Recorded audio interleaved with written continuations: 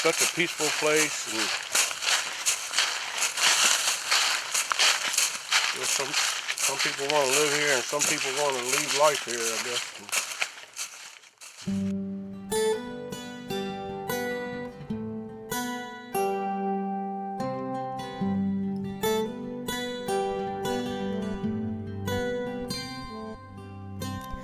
July 21st, 2014 is when Mitchell took his life. He was just 21 years old. His dad, Mickey, found him in the woods that day. The truck was here when we got here, and he was here, and life changed.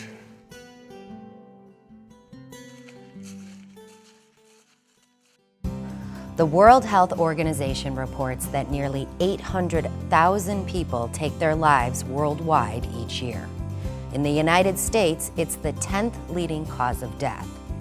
We lose more than 100 people a day to suicide. In the United States, 115. But get ready, in the world, 2,800 people die daily. 2 people every minute. Since you and I have started talking here, maybe 20 minutes, 40 people have taken their lives. Imagine if a cruise ship with 2,800 people crashed, sank, and all souls on board were lost.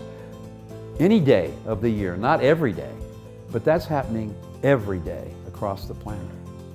According to Staples, it's an epidemic that can no longer be ignored. That's why he comes to businesses and organizations like the Machinists Union to help people understand what to look for when someone they know is hurting. Ordinary responses can create extraordinary results when we pay attention and we care. Unless there's medical reasons, Staples believes stress is the devil in the shadows of suicide. Home, work, everyday life, even the holidays can be tough. He says asking the question like, "Are you okay?"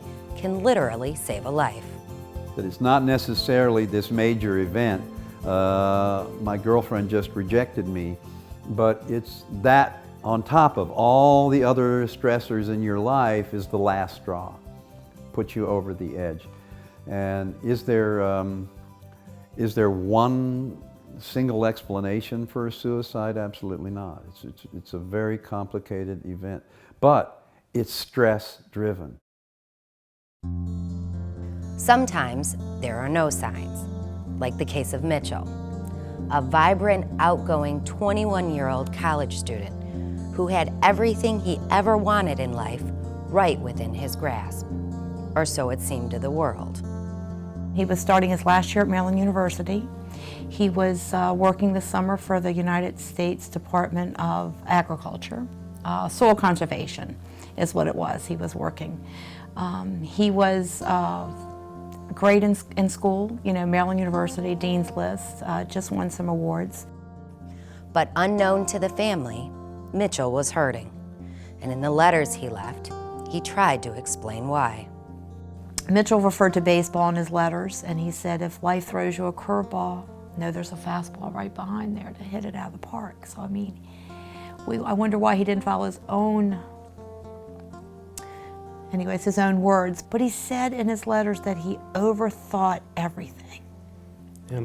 He analyzed everything, overanalyzed everything, and every day was a struggle. We didn't see that struggle, but he felt that struggle. Neither Mickey nor Wanda ever saw any signs of depression. Even that last night when Mitchell made plans with his dad for later in the week to work on the farm.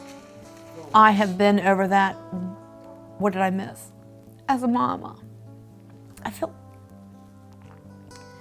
I miss something, but I go over it and over it and over it.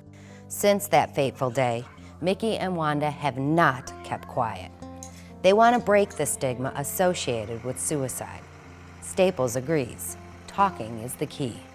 That allows them to open the door because of the taboo associated with suicide, because of the that problem that we don't want to talk about it, we don't want to, and our friends don't want to talk about it. We're all embarrassed by it. There's a stigma that goes around it, and we need to break that stigma because it's, it is a chemical imbalance, it is a mental illness. Whatever whatever it is treatable, and every life does matter, and there's always a tomorrow, but they need to know this. They need to know that it's okay to ask for help.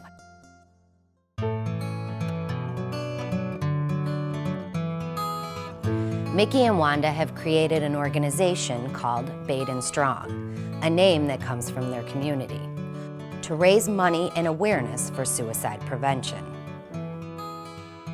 And Wanda has taken her story to college students to break the silence that surrounds suicide.